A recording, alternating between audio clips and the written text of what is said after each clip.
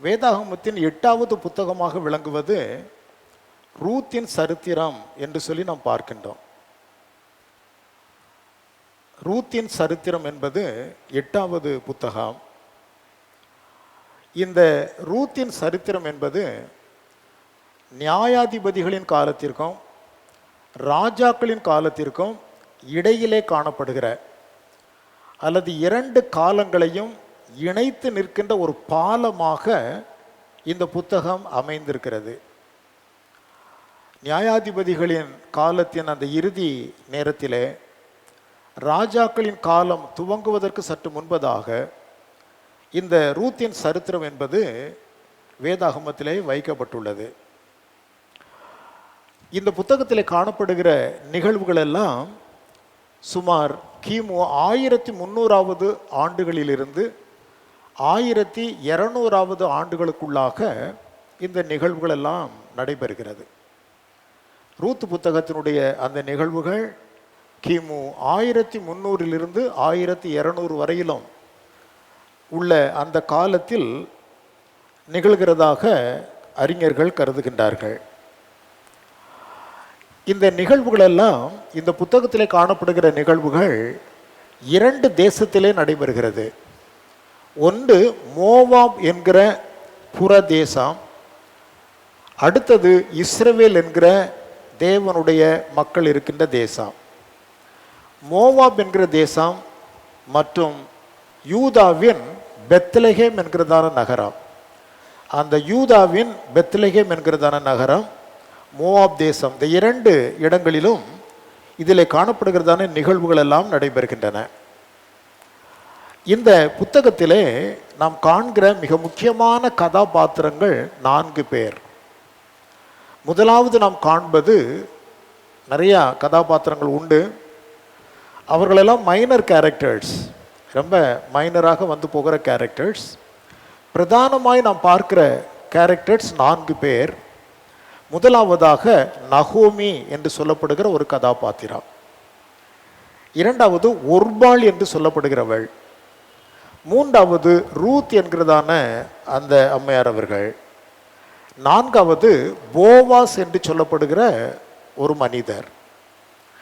இவர்களுக்கான அடைமொழிகள் கொடுத்து அழைக்க வேண்டுமையானால் நகோமியை குறித்து விதமாய் சொல்லலாம். தான் இழந்ததை திரும்ப பெற்று கொண்டவர்கள், தான் இழந்து போனதை திரும்ப பெற்று கொண்டவர்கள். பெத்லெகேம் என்பது அப்பத்தின் வீடு. அங்கே பஞ்சம் ஏற்பட்ட காரணத்தினால் பஞ்சம் பிழைப்பதற்காக மோவாப் நோக்கி செல்கின்றார்கள். அப்பத்தின் வீட்டை விட்டு இழந்து அந்நிய தேசத்திலே சென்றிருக்கின்றார்கள்.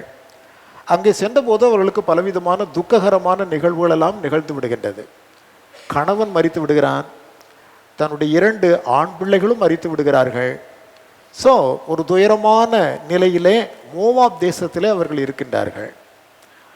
ஆனால் சிறிது காலம் கழித்து பெத்லெகேமிலே பஞ்சம் தீர்ந்தது, தேவன் தேசத்தை கண்ணோக்கி பார்த்தார் என்கிற செய்தி கேட்ட உடனே மோவாப் தேசத்தை விட்டுவிட்டு தான் வந்ததான பெத்லெகேமுக்கு திரும்ப சென்று விடுகிறார்கள். அங்கே சென்று தன்னுடைய மக்களோடு தன்னுடைய வாழ்வை அமைத்து கொள்ளுகின்றார்கள்.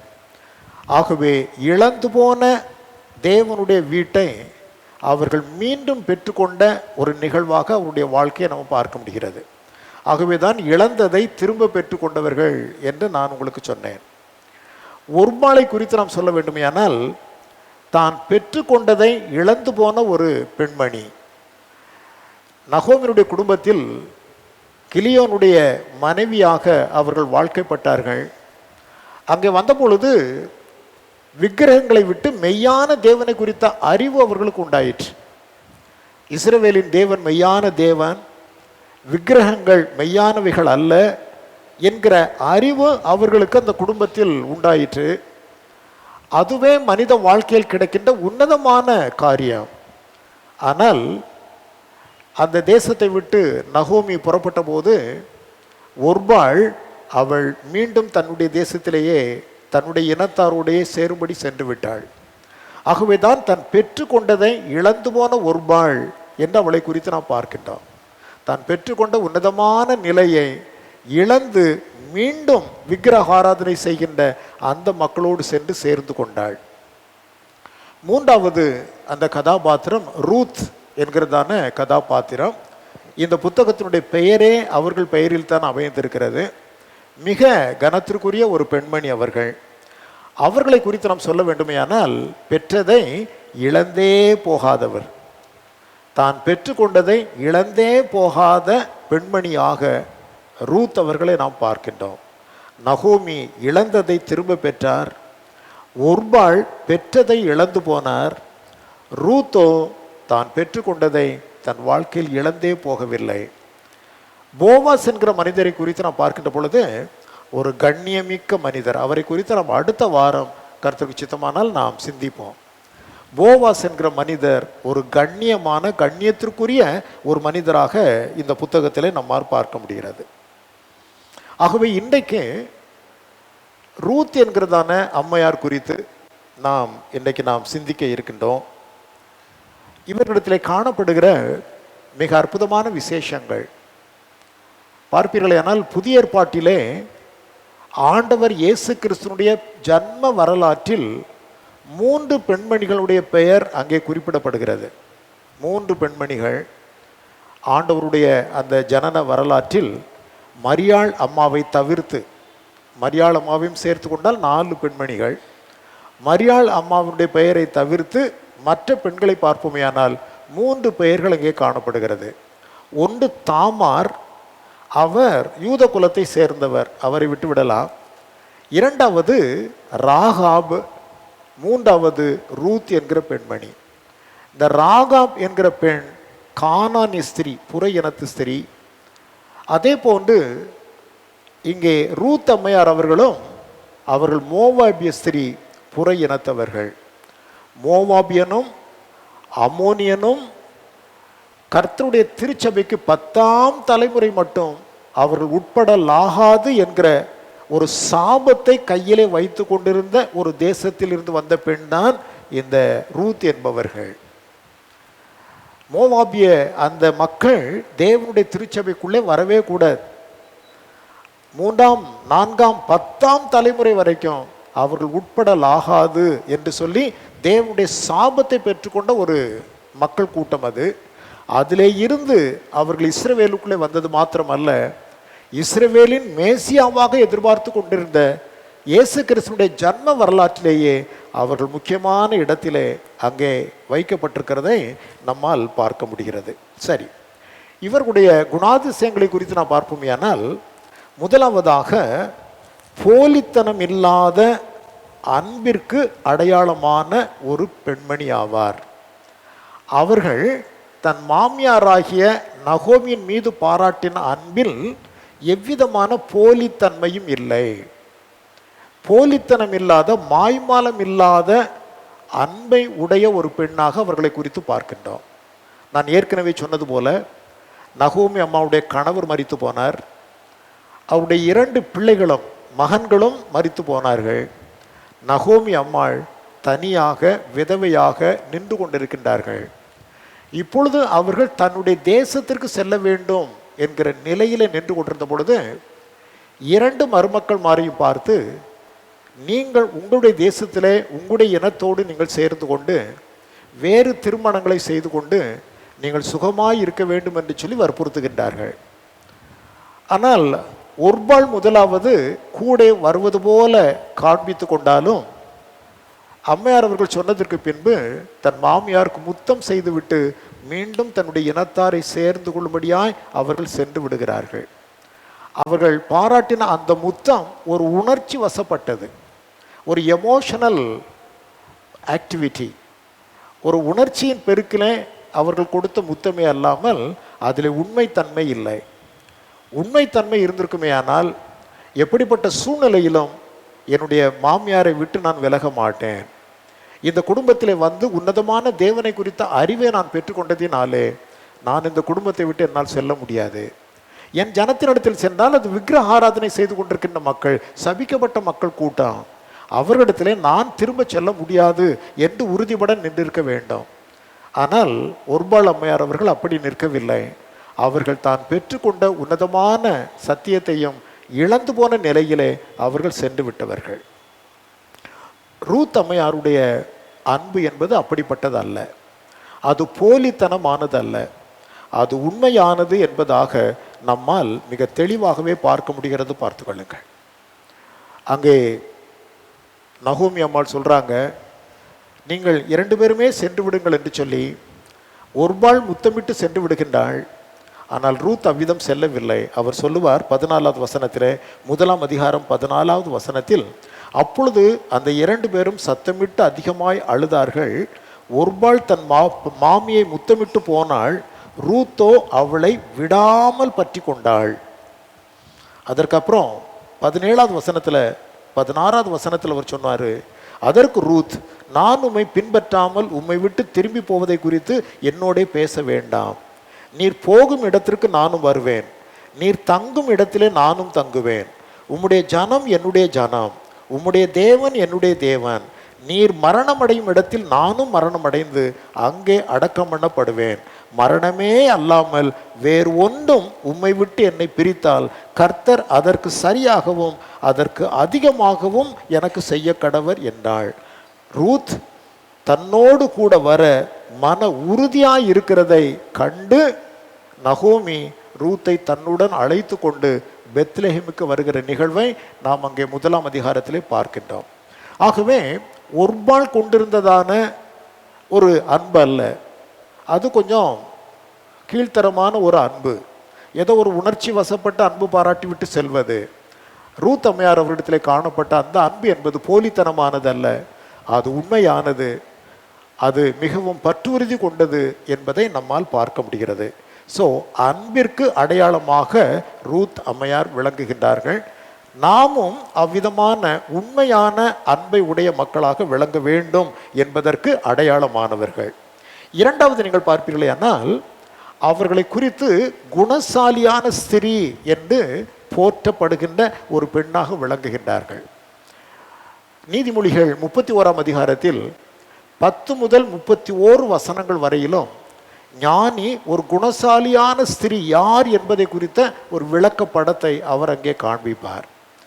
அதில் காணப்படுகிற அத்தனை குணாதிசயங்களும், ஒரு குணசாலியான பெண்ணினிடத்தில் காணப்படுகின்ற அத்தனை குணாதிசயங்களையும் ஒருங்கே பெற்ற ஒரு பெண் தான் ரெபேக்காள் அம்மாவை போன்று இந்த ரூத் அம்மா அவர்களும் அத்தனை குணாதிசயங்களையும் தன்னிடத்திலே ஒருங்கே பெற்றவர்கள் என்பதை நம்மால் கூற முடியும். ஒரு குணசாலியான ஸ்திரியாக விளங்கினவர்கள், அதே வார்த்தையினால் அவர்கள் போற்றப்படுகின்றார்கள். 3ஆம் அதிகாரத்திலே 16வது வசனத்தை நீங்கள் பார்ப்பீர்களேயானால், இப்போது மகளே நீ பயப்படாதே, உனக்கு வேண்டியதையெல்லாம் செய்வேன், நீ குணசாலி என்பதை என் ஜனமாகிய ஊராரெல்லாம் அறிவார்கள். எங்கோ இருந்து வந்த பெண், வேறு ஒரு தேசத்தை சேர்ந்தவள், அடிக்கடி மோவாபியருக்கும் இஸ்ரவேலருக்கும் பகைமை உண்டாயிருக்கும். இந்த சமயத்தில் கொஞ்சம் பகைமை குறைவாய் இருந்தது. ஆகையினாலே இவர்கள் அங்கே செல்வதும் அங்கே இருந்து இங்கே வருவதுமான சூழ்நிலை காணப்பட்டது. ஆனால் பொதுவாக மோவாபியர் இஸ்ரவேலருக்கு பகைமை கொண்டதான ஒரு மக்கள் தான், பார்த்து கொள்ளுங்கள். அப்படிப்பட்ட அந்த இடத்துல இருந்து வந்த பெண்ணை பெத்லெஹேமில் இருந்த மக்கள் எல்லாரும் மிகவும் குணசாலியான பெண் என்று சொல்லி அங்கே அவர்களை குறித்து பேசுகிறதை அங்கே நாம் பார்க்க முடிகிறது. நீ குணசாலி என்பதை என் ஜனமாகிய ஊராலெல்லாம் அறிந்திருக்கின்றார்கள். ஆகவே குணசாலியான ஒரு பெண்ணிற்கு அடையாளமாக அவர் விளங்கினார்கள். அந்த குணசாலியான பெண்ணினுடைய அந்த அடையாளங்கள் என்ன என்பதை குறித்து நாம் பார்க்க வேண்டுமேயானால் நீதிமொழிகள் 31ஆம் அதிகாரத்திலே 10 முதல் 31 வசனங்களிலே பார்க்கலாம். அத்தனை லட்சணங்களும் அம்மையார் அவரிடத்திலே காணப்பட்டது. 3வதாக கீழ்ப்படிதலும் ஒழுக்கத்தின் அடையாளமாகவும் அம்மையார் அவர்கள் விளங்கினார்கள். புதிய இடத்திற்கு வந்தாயிற்று. இளம் பெண், இளம் விதவையான பெண் ரூத், அவருடைய காலமெல்லாம் அப்படியே சென்று விட வேண்டும் என்று சொல்லி விட முடியாது.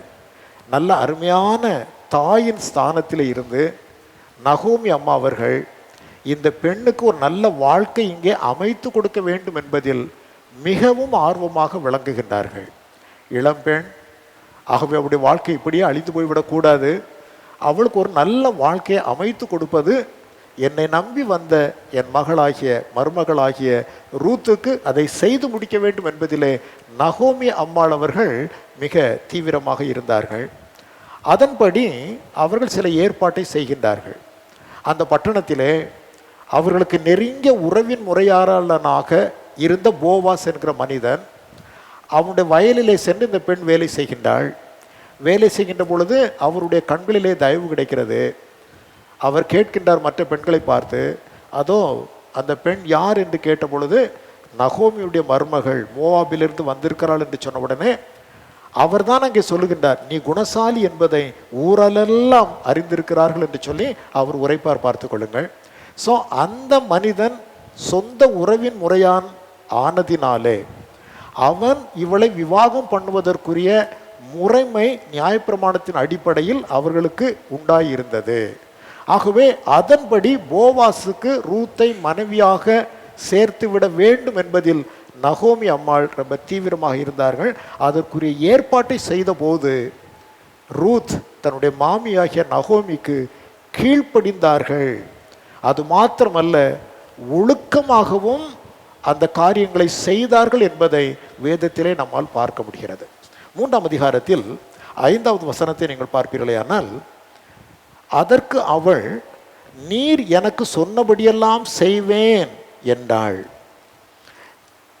நீர் எனக்கு சொன்னபடியெல்லாம் நான் செய்வேன் என்று சொல்லி அங்கே போவாசினிடத்தில் அம்மா அவர்கள் சொல்லுகிறதை நம்மால் பார்க்க முடிகிறது. நீர் எனக்கு என்ன சொல்லுகிறீரோ அதன்படி நான் செய்கிறேன். ஒரு கீழ்ப்படிதலின் அடையாளம் பார்த்து கொள்ளுங்கள். மாமியாரும் அனுப்புகின்றார்கள், அவருடைய வார்த்தைகளுக்கும் கீழ்ப்படுகின்றார்கள். போவாசு சொல்லுகிற அந்த வார்த்தைக்கும் அங்கே கீழ்ப்படுகிற ஒரு நிலைமையை நம்மால் பார்க்க முடிகிறது. அம்மையாரிடத்திலே சொல்லிவிட்டு வருகிறார்கள். அவங்க சொல்கிறாங்க, நீ போய் படுத்து கொண்டிரு, நீ இந்த காரியங்களை இப்படி இப்படி செய் என்று சொன்ன பொழுது அவர்களிடத்தில், தன்னுடைய மாமியாரிடத்தில், நீர் எனக்கு என்ன சொல்லுகிறீரோ அதன்படியே நான் செய்வேன் என்று சொல்லிவிட்டு அவர் புறப்பட்டு செல்லுகின்றார். அதை 3ஆம் அதிகாரத்தில் 5வது வசனத்திலே நம்மால் பார்க்க முடிகிறது. 3ஆம் அதிகாரம் 10வது வசனத்தில் அங்கே போவாஸ் விழித்தெழுந்து படுத்திருக்கிற ரூத்தை பார்த்து அவர் இந்த வார்த்தைகளை சொல்லுகின்றார். அதற்கு அவன், மகளே, நீ கர்த்தரால் ஆசீர்வதிக்கப்படுவாயாக. நீ தரித்திரரும் ஐஸ்வர்யவான்களுமான வாலிபர்களின் பிறகே நீ போகாததினால் உன் முந்தின நற்குணத்தை பார்க்கிலும் உன் பிந்தின நற்குணம் உத்தமமாக இருக்கிறது. ஸோ மிக ஒழுக்கம் நிறைந்த ஒரு பெண்ணாகவே ரூத்தின் சரித்திரம் ரூத் அம்மையார் அவர்களை நமக்கு வெளிப்படுத்தி காண்பிக்கிறது. கீழ்ப்படிதல் உள்ளவர்கள், தன் மாமியார் சொல்வதை அப்படியே கேட்டு அவர்கள் கீழ்ப்படிந்த அந்த நிலை.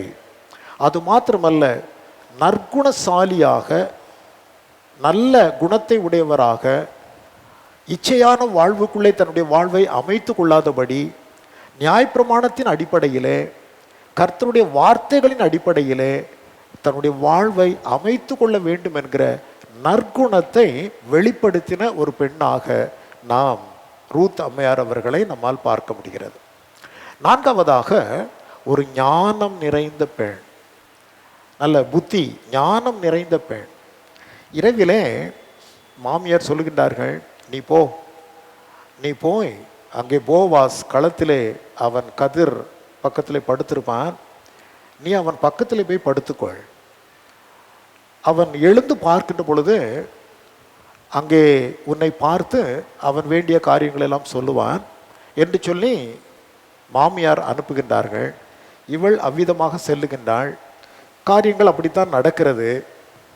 எழுந்து போவாஸ் கொஞ்சம் தானியத்தையெல்லாம் கொடுத்து நீ வீட்டுக்கு போ என்று சொன்ன உடனே போவாஸுக்கு எவ்விதமான பங்கமும் ஏற்பட்டுவிடக்கூடாது என்பதில் அக்கறையாக, தன்னுடைய பெயரும் கெட்டுவிடக்கூடாது என்பதற்காக, தன்னுடைய மாமியாருடைய பெயரும் கெட்டுவிடக்கூடாது என்பதற்காக மிக ஞானத்தோடு அந்த பெண் நடந்து கொண்டதை வேதம் நமக்கு எடுத்து காண்பிக்கிறது. 3ஆம் அதிகாரம் 14வது வாக்கியத்திலே பாருங்கள், அவள் விடியற்காலம் மட்டும் அவன் பாதத்தண்டையில் படுத்திருந்து களத்திலே ஒரு ஸ்திரீ வந்ததாக ஒருவருக்கும் தெரிவிக்க வேண்டாம் என்று அவன் சொல்லியிருந்தபடியால் ஒருவர் முகம் ஒருவருக்கும் தெரியாததற்கு முன்னே அவள் எழுந்து அங்கே தன்னுடைய வீட்டிற்கு சென்றாள் என்பதை நம்மால் பார்க்க முடிகிறது. ஸோ யாராவது பார்த்துட்டாங்க அப்படின்னு சொன்னால் போவாசனுடைய பெயரும் கெட்டு போகும், நகோமியுடைய பெயரும் கெட்டு போகும், இவளுடைய பெயரும் கெட்டுவிடும். ஆகவே தான் செய்கிற காரியத்தையும் மிகுந்த ஞானத்தோடு செய்கின்ற ஒரு பெண்ணாக விளங்கினார்கள். பெண்களுக்கு ஞானம் ரொம்ப முக்கியம். குணசாலியான ஸ்திரியை குறித்து ஞானி சொல்லும் பொழுது அங்கே 26ஆம் வசனத்தில் சொல்லுவார், தன் வாயை ஞானம் விளங்க திறக்கின்றாள். ஒரு குணசாலியான ஸ்திரீ எப்படி இருப்பாளா, தான் பேசுகிற வார்த்தைகள் கூட ஞானமுடையதாக வெளியே வரும். ஞானம் விளங்க தன் வாயை திறக்கின்றாள். தன் செய்கைகள் எல்லாவற்றிலும் அவள் புத்தியாய் நடந்து கொள்வாள். கர்த்தருக்கு பயப்படுகிற ஸ்திரீக்குரிய யோக்கியதாம்சங்கள் அனைத்தையும் வெளிப்படுத்தி நிற்பாள் என்றெல்லாம் அங்கே சொல்லப்பட்டிருக்கிறத பார்த்து கொள்ளுங்கள். அவ்விதமாக மாமியாரை மனதிலே கொள்ளுகின்றாள், போவாசை மனதிலே கொள்ளுகின்றாள். வேறு தேசத்திலிருந்து வந்த இந்த பெண் இப்படி நடத்தி கெட்டவளா என்று மற்றவர்களும் பரிகசித்து விடக்கூடாது என்பதிலும் அக்கறை கொண்ட பெண். ஆகவே பிறர் முகம் பார்க்கக்கூடாத நிலையிலே அவள் எழுந்து வந்ததும் போனதும் தெரியாத அளவிலே அவள் தன்னுடைய வீட்டுக்கு சென்ற ஞானத்தை விளங்க பண்ணின பெண் என்பதாக நாம் அவர்களை குறித்து பார்க்கிறோம். ஐந்தாவதாக நான் ஏற்கனவே சொன்னது போல மெய் தேவனை அறிந்து கொண்ட பெண், தான் பெற்றதை இழந்தே போகாதவர், தான் பெற்றுக்கொண்டதை இழந்தே போகாத ஒரு பெண். அங்கே போவாஸ் 2ஆம் அதிகாரம் 12வது வாக்கியத்தில் அந்த பெண்ணை பார்த்து சொல்லுகிற ஒப்பற்ற வார்த்தை பார்த்து கொள்ளுங்கள். இதை அடிக்கடி நாம் பயன்படுத்தி கொண்டுதான் இருக்கிறோம். 12வது வசனத்திலே 3ஆம் அதிகாரம் 2ஆம் அதிகாரம் 12ஆம் வசனத்திலே, உன் செய்கைக்கு தக்க பலனை கர்த்தர் உனக்கு கட்டளையிடுவாராக. என்ன செய்கை? நீ இஸ்ரவேலின் தேவனாகிய கர்த்தரை நம்பி ஏற்றுக்கொண்டு அரவணைத்து இந்த தேசத்திற்கு நீ வந்தாய் பார்த்தாயா, உன்னுடைய இன ஜனத்தை எல்லாம் விட்டு உன்னுடைய மக்களை எல்லாம் விட்டு இஸ்ரவேலின் தேவனாகிய கர்த்தரை நம்பி நீ இந்த தேசத்திற்குள்ளே வந்தாய் அல்லவா, இந்த உன் செய்கையை கர்த்தராகிய தேவன் அதற்குரிய பலனை உனக்கு தருவார். அப்புறம் சொல்லுவார், இஸ்ரவேலின் தேவனாகிய கர்த்தருடைய செட்டைகளின் கீழ் அடைக்கலமாய் வந்த உனக்கு அவராலே நிறைவான பலன் கிடைப்பதாக. நீ பெற்றுக்கொண்ட இந்த ஞானம், இந்த மெய் தேவனை குறித்த அறிவு உன்னை இந்த தேசத்திற்குள்ளே கொண்டு வந்திருக்கிறது. இஸ்ரவேலின் தேவனாகிய கர்த்தருடைய செட்டைகளின் கீழே நீ அடைக்கலமாய் வந்திருக்கின்றாய். ஆகையினால் உன் வாழ்க்கையில் தேவன் உனக்கு நிறைவான பலனை கொடுப்பாராக என்று சொல்லி போவாஸ் வாழ்த்துகிறதை அந்த வசனத்திலே பார்க்கிறோம். மெய் தேவனை அறிந்த பின் தான் பெற்றதை இழந்தே போகாத ஒரு பெண்மணி பார்த்து கொள்ளுங்கள். ஆறாவதாக அங்கே சென்ற இடத்தில் நீங்கள் பாருங்கள், அனைத்து மக்களுடைய புகழ்ச்சிக்கும் உரியவராக அந்த பெண் விளங்கினார்கள். எல்லாரும் அந்த பெண்ணை பாராட்டுகின்றார்கள். ரூத் வேறு ஒரு தேசத்திலே இருந்து வந்தவள், அவளை குறித்த எந்த ஒரு கசப்பும் யாருக்கும் இல்லை. அத்தனை மனிதர்களும் அத்தனை பெண்களும் அவர்களை புகழ்ச்சியாக பார்க்கிறதை நம்மால் பார்க்க முடிகிறது. 3ஆம் அதிகாரத்தில் 11வது வாக்கியத்தில் நாம் ஏற்கனவே பார்த்தோம் அல்லவா, நீ குணசாலியான ஸ்திரீ என்பதை என் ஜனமாகிய ஊரார் எல்லாரும் அறிவார்கள். எல்லாருக்கும் தெரியும் நீ ரொம்ப அருமையான பெண் என்று சொல்லி. ஆகவே ஒரு புகழ்ச்சி, எல்லாருடைய மத்தியிலும் புகழ்ச்சிக்குரிய ஒரு பெண்மணியாக அவர்கள் விளங்கினார்கள். 4ஆம் அதிகாரம் 15ஆம் வசனத்தில் அங்கே பார்க்கிறோம், நகோமியை பார்த்து எல்லா பெண்களும் சுற்றி நின்று நகோமியை பார்த்து சொல்கிறாங்க, உன்னுடைய மருமகள் உனக்கு ஒரு குமாரனை பெற்றெடுத்திருக்கின்றாள். போவாசுக்கும் ரூத்துக்கும் திருமணம் நடைபெறுகிறது. போவாசை குறித்து நாம் பேசும்பொழுது மற்ற காரியங்களை குறித்து நாம் சிந்திக்கலாம். ஸோ திருமணம் நடைபெற்று அங்கே ஒரு குழந்தை பிறக்கின்றார். அவருக்கு பெயர் தான் ஓபேது என்று எழுதப்பட்டிருக்கிறது. ஓபேது என்கிற குழந்தை பெற்று எடுத்ததான அந்த சமயத்தில் அங்கே பக்கத்தில் வந்து பெண்களெல்லாம் சொல்லுகின்றார்கள். 17வது வசனத்தில் 4ஆம் அதிகாரம், அயல் வீட்டுக்காரிகள் நகோமிக்கு ஒரு ஆண் பிள்ளை பிறந்தது என்று வாழ்த்தி அதற்கு ஓபேத் என்று பெயரிட்டார்கள். அவன் தாவீதின் தகப்பனாகிய ஈசாயின் அந்த தகப்பனாக விளங்கினார். 15வது வசனத்திலே, அவன் உன் ஆத்துமாவுக்கு ஆறுதல் செய்கிறவனும் உன் முதிர் வயதிலே உன்னை ஆதரிக்கிறவனுமாய் இருக்க கடவன். உன்னை சிநேகித்து 7 குமாரரை பார்க்கிலும் உனக்கு அருமையாயிருக்கிற உன் மருமகள் அவனை பெற்றாளே என்று பக்கத்து வீட்டுக்காரங்களாம் சொல்கிறாங்க. 7 பிள்ளைகள் உனக்கு இருந்தால் கூட உனக்கு அவ்வளோ சந்தோஷம் இருந்திருக்காது. 7 பிள்ளைகளை காட்டிலும் அருமையான உன்னுடைய மருமகள் இந்த பிள்ளையை பெற்றெடுத்திருக்கின்றாள் என்று சொல்லி அந்த ஓபேத் என்கிற குழந்தையை நகோமி தன் மடியிலே போட்டு வளர்க்கிறதை நாம் அங்கே பார்த்து கொள்ளுங்கள். ஆகவே அநேகம் பிள்ளைகளை காட்டிலும் இந்த ஒரு பெண் உனக்கு மகளாகவே இருக்கிறாள் என்று சொல்லி எல்லா மக்களும் அங்கே பாராட்டுகிறதை நம்மால் பார்க்க முடிகிறது. ஸோ அனைவரின் புகழ்ச்சிக்கும் உரிய பெண்ணாக விளங்கினார்கள்.